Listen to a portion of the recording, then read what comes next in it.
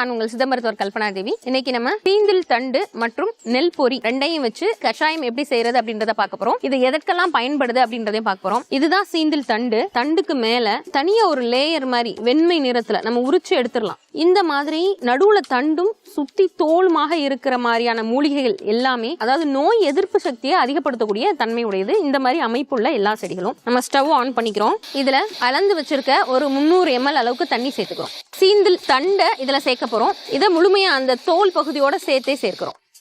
இப்போ இதுல சீந்தில் இலைகளையும் சேர்த்துக்கிறோம்.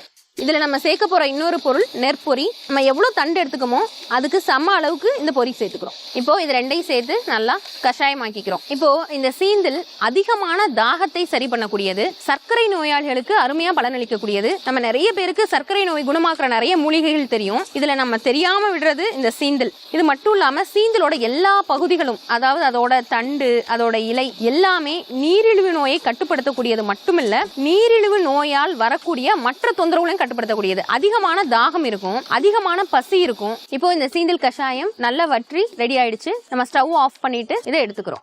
இப்போ இந்த சீந்தில் கஷாயத்தை நம்ம வடிகட்டி எடுத்துக்க போறோம். சுகர் லெவல் ஜாஸ்தி இருக்கவங்க எப்படி எடுத்துக்கலாம் அப்படின்னா, டெய்லி 30 நாள் 40 நாள் எடுத்துக்கலாம்.